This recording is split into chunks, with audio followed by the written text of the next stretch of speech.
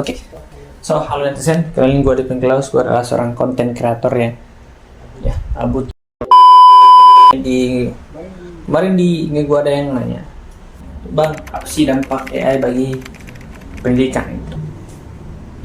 Gue rasa pembahasan ini sangat menarik karena sebagaimana yang kita ketahui, kita setiap hari itu tidak luput dari yang namanya AI. Bukan Instagram, WA, TikTok, semua itu ada AI-nya. Buka Google, apalagi kalau lu adalah seorang pelajar. Nah, sebelum kita lebih jauh lagi membahas tentang dampak AI bagi pendidikan, ini gue mau ngingetin dulu ya, kalau apa yang mau gue sampaikan ini cuma opini. Ya, gue juga masih belajar, gue seorang pelajar. Dan ya bisa saja apa yang gue pelajari selama ini mungkin keliru. Kalau kita bahas tentang dampak AI bagi pendidikan, itu ada dua menurut gue pribadi. Itu dampak positifnya dan dampak negatifnya. Nah, dampak negatif dan positif ini tergantung siapa penggunanya. Karena ini, beda kalau kita sebagai seorang pelajar menggunakan AI cuma sekedar untuk mendapatkan nilai saja atau sekedar untuk menyelesaikan tugas saja dibanding dengan kita menggunakan AI untuk mendapatkan ilmu. Beda. Nah, dari apa yang gue perhatikan di lingkungan kampus gue, terutama di kelas gue sendiri, itu hampir sebagian besar mahasiswa atau pelajar dalamnya itu menggunakan yang namanya AI untuk mengerjakan tugas-tugas mereka. Dan apakah itu salah? Tentu saja tidak. Karena pemerintah melalui Kementerian Pendidikan sudah mengeluarkan pedoman penggunaan Gen AI pada pembelajaran di perguruan tinggi. Jadi nggak salah dong mereka pakai AI. Nah, kita kembali membahas dampak AI bagi pendidikan. Nah, kita bahas dampak positifnya dulu. Yang pasti, mempermudah teman-teman untuk mengakses informasi apapun, pasti ada. Apalagi kalau teman-teman jurusan yang berhubungan dengan fisika, apalagi yang ada kuantum. Nah, selanjutnya teman-teman bisa mencari acuan baca untuk membantu teman-teman dalam mencari ide dalam menulis, misalnya jurnal dan sebagainya. Atau teman-teman juga bisa menghasilkan materi latihan untuk belajar dan memahami materi yang sulit teman-teman pahami. Nah, kayak yang gue bilang tadi tuh, teori kuantum dalam fisika itu kan teori yang sangat sulit. Nah, terus kalau kita bicara tentang jurusan, misalnya jurusan apa ya, programmer itu, teknik informatika, teknik komputer, dan ya jurusan yang ada coding-codingnya lah, itu AI itu bisa membantu teman-teman dalam melakukan coding. Nah, kalau kita bahas jurusan yang spesifik lagi seperti jurusan gua misalnya arsitektur, itu AI itu udah bisa membantu kita dalam mencari referensi desain. Contohnya arsitektur futuristik itu, modern, kontemporer, itu gampang banget tuh pakai AI itu. AI juga sekarang itu udah bisa render itu. Gue lupa ya nama AI-nya apa, tapi AI ini bisa merubah gambar yang sketsa polos di SketchUp itu menjadi sebuah gambar rumah. Meskipun cuma gambar kotak, tapi AI ini bisa merender, bisa menciptakan desain yang unik. Kalian ketik aja misalnya arsitektur modern, terus kalian impor gambar kotak saja, itu hasilnya tuh keluar. Inilah kenapa pentingnya teman-teman harus belajar AI. Kalian harusnya teman-teman semua tuh belajar menggunakan AI 15 menit sehari. Gue saranin buat teman-teman yang betul-betul mau belajar, coba deh belajar pakai AI minimal 15 menit per hari.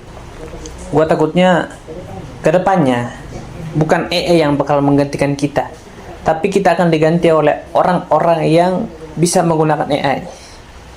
Itu bukan AI. Karena sekarang gue lihat AI belum bisa menggantikan manusia, tapi kalau manusia tidak bisa beradaptasi dengan penggunaan AI, orang-orang kebanyakan akan diganti oleh mereka yang bisa menggunakan AI. Mereka yang nggak bisa menggunakan AI ya kita tahu, karena udah ketinggalan zaman. Jadi kalau teman-teman tidak mengikuti zaman dan stay di situ saja, teman-teman akan tergantikan oleh orang-orang yang mampu atau bisa mengoperasikan atau menggunakan AI. A few moments later. Terlepas dari dampak positif yang udah gue sebutin tadi, ya ada pepatah mengatakan tak ada gading yang tak retak. Dengan demikian pasti ada yang namanya dampak negatif. Nah, kadang dengan begitu mudahnya informasi didapatkan, membuat niat belajar menjadi sangat kurang. Ya, karena tinggal search. Kalau mau pakai otak sendiri, ya padahal kan jawaban dari AI itu adalah hasil dari penggabungan data yang diterima gitu. Yang tidak lain adalah hasil pemikiran dari manusia itu sendiri. Dari jurnal yang diupload, dari artikel, dari sosial media.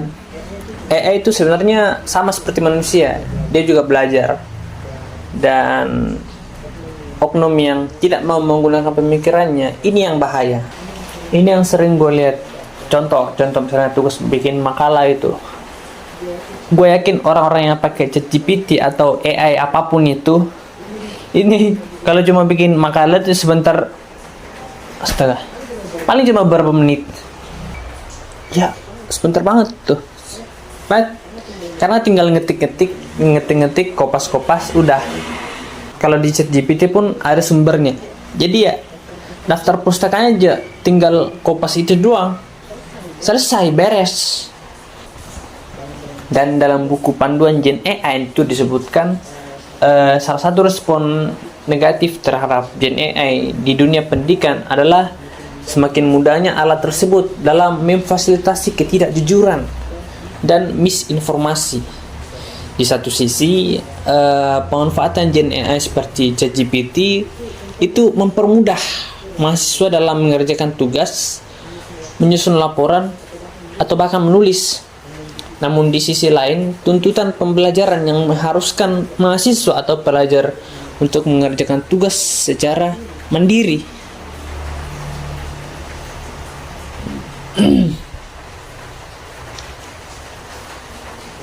Dalam situasi tertentu ya, dosen bahkan melarang penggunaan konten yang dihasilkan oleh Gen AI tersebut. Yang menjadi tantangan adalah bagaimana dosen dan mahasiswa itu dapat mengenali dan membedakan mana konten yang dihasilkan oleh Gen AI dan mana yang bukan. Ya, intinya teman-teman, jangan cuma AI yang berkembang, teman-teman juga perlu ketahui bahwa di sosial media kita bebas search apapun, kita bebas bersuara, kita bisa mengupload apa saja bebas, mau foto, tulisan dan sebagainya.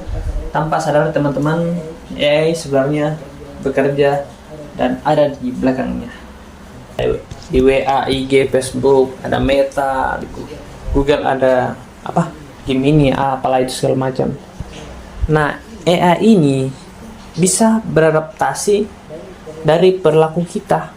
Bahkan AI itu bisa berkembang 2 kali lipat setiap beberapa bulan.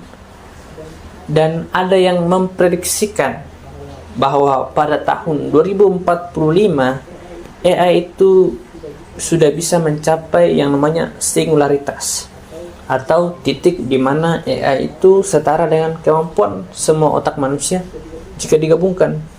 Lah, ini ngeri. Dan ada satu fakta mengejutkan lagi teman-teman. Setengah dari peneliti AI itu percaya bahwa ada kemungkinan 10% manusia bisa punah hanya karena nggak bisa mengontrol AI. Jadi ya seperti yang gue bilang tadi, pelajari AI setiap hari. Kalau teman-teman nggak mau diganti oleh AI, kalau teman-teman nggak mau diganti oleh orang yang bisa mengoperasikan AI, pelajari setiap hari. Terakhir dari gue, teman-teman jangan terlalu maunya yang instan mulu, yang gampang mulu. Kalau kalian nggak mau diganti sama AI atau diganti sama orang-orang yang bisa mengoperasikan AI atau yang paham tentang AI, teman-teman belajar dan berkembanglah bersama AI. Ya mungkin itu aja dari gue. Kurang lebihnya mohon dimaafkan.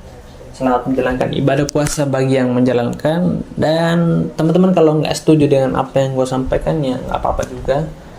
Sekali lagi gue tekankan, ini cuma opini pribadi ya. Teman-teman boleh setuju, terserah teman-teman setuju atau enggak. Kalaupun ada yang salah, ya kita luruskan bersama, kita diskusikan di kolom komentar. Dan mungkin sekian dari gua, Olivian Klaus pamit undur diri dan see you next video. Salah, ini kameranya.